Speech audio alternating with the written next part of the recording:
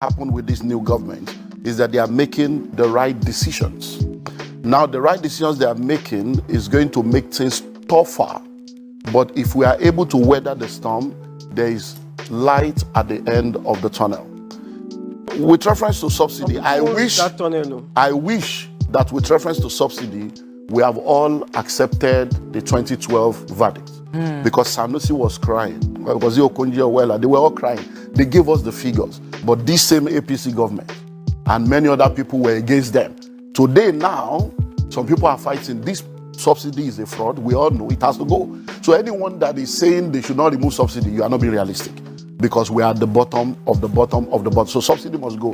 The challenge is always, should it go now? What do we need to put in place before it go? All those are stuff we will discuss with time. But that it must go, it has gone. Number two, the floating of the dollar. It's a good decision. But one thing we need to understand is that there's what we call the gestation period for every policy. When a policy is made, it takes between 6 months to 2 years, all other factors being considered, before the benefit of that policy begins to come. So all these ones we think things are tough. It's not tough. We have not started. So don't even disease you have not started, because we are just less than 2 months in the policy now. So it is when the policy goes through its gestation period. So for the fuel subsidy, for instance, it's going to go higher and higher. Then when all the fuel that people that have given licenses have come in, then it can begin to go down. But don't forget that we don't have any refinery. We have not been able to have one refinery in almost 40 years. Yet an individual did one in less than 4 years. Another one is doing one now that will be ready in another 4 years. It shows that we are not ready. So for you to be expecting that government will do something for you, you are fooling yourself. The government is not there to help you. So you have to think of how to help yourself, which is where survival strategy now comes in. So my own advice for individuals is to understand that the principles that makes for surviving and thriving in any economy has never changed.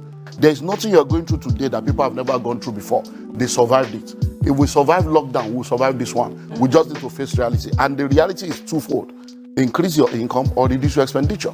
But many times people always think of increasing income alone.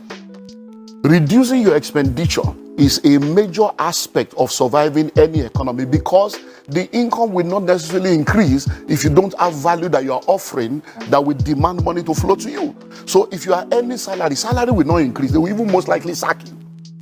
Because if I'm to advise an entrepreneur right now, entrepreneurs should be making the tough decisions. Tough decisions include letting go of people that you can survive without. Letting go of people so that you can be able to have a lean operation and then be able to survive as a business. So that means you that think that things are tough, that the salary is small, you most likely even lose that small salary, because entrepreneurs will have to make the tough decision. So number one is reducing your expenditure. And I want to deal with the major aspect of life. And please listen to me objectively if you want solution.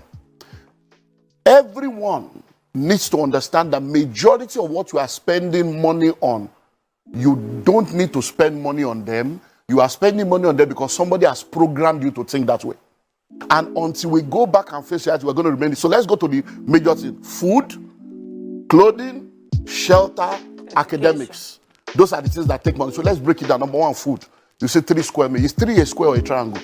Who told you you must eat 3 times a day? That's part of the setup. So we have all been grown. Oh, breakfast, lunch, and dinner. Where? Who told you that? Who defined it such? So even when you are not hungry, you are asking for food. You ask yourself, "Hey, where's my lunch? Are you hungry? Hey, but I've not eaten lunch." Must you eat lunch? So everybody must go sit down as a family and say, "Okay, in this family, from today, 011, 101, 001, whatever, you must reduce your food." Because you eat to live, you don't live to eat. If you eat once a day, you will not die. You're going to go through a period within 2-3 weeks, you will adjust. You'll be shocked that once a day is okay and you'll be healthy. Once you eat well, that's on the food aspect. On the issue of clothing, we don't need to talk too much. Most of the time, it's self-esteem issues. People don't even know what you are wearing. There's what we call the 20-40-60 principle. When people are in their 20s and in their 30s, most of the decisions they make is based on what people will say, how people will feel. By the time you get to your 40s and 50s, you don't care what anybody is saying. By the time you become 60, you realize that nobody was even saying anything in the first place. You are the one setting yourself up. How many times have you done hair, wore shoe, and nobody saw? That you now told them, you didn't see myself, how you do shoe. Your husband will give you money to go to salon. And you will return, and he will not even commend you because he has forgotten. There are many things the man is thinking of. It's not that you went to do hair. So most of it we are spending money on. All the clothes you have in your wardrobe, your bungalow is in your wardrobe. All the clothes you have in your wardrobe, how many have you worn? All through lockdown, what did you do with those clothes? We are bag and shoe to match. Our destiny is not matching our bank account. We are wearing both straight. Our life is not straight. Amen. We are wearing three-piece suit. We don't have three-story building. We need to cut down on all the waste and excesses. Then let's go to shelter. Now you have a wife. Many of us grew up in room and parlor. You want to stop it? Husband, wife, and 5 children. We grew up in one room. We grew up in room and parlor. We survived. Cutting was what our parents were using to survive. They didn't have car, they were happy. Now you have cars, you are sad. Now you are in duplex, you are frustrated. Why? Because we have built our appetites over the years based on materialism, what people will think, what people will feel, and we have set ourselves up. You'll be amazed that in Lagos today, the illiterates are the landlord, the educated ones are the tenants. All those people we call illiterate that we think they don't have brain, they are the ones buying land, building houses. You now, you go and park a 14 million naira car in an 8 million naira rented apartment. You think you are a big boy, you lack understanding. And the tenant will be calling you a guy tenant, landlord will be calling you a guy tenants. So we need to cut down on houses.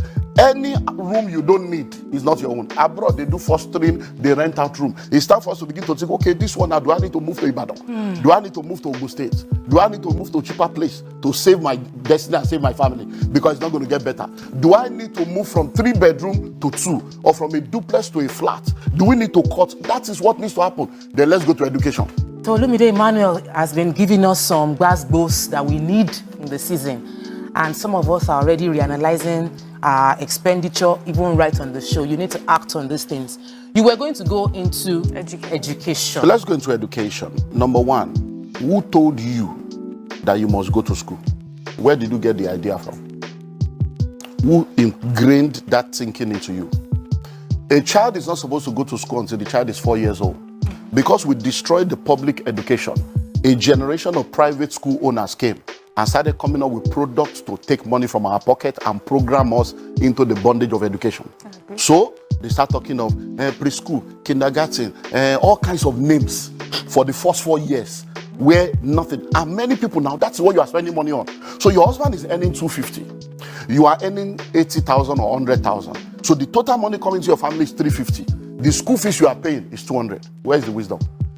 Can't somebody stay at home and say, look, you know what? For the first 4 years of my child's life, I'm going to stay, I'm going to homeschool this child. My husband, you'll be working. I will stay at home. Many women that are working today, they are not supposed to be working. It has nothing to do with family. It's about my family. What's our family value? This is the formative stage of this children. Stay at home because what you are going to earn is not even anything. You are going to earn 100. So if you are earning something big, they might say, okay, Oni, maybe you, the man will be the one to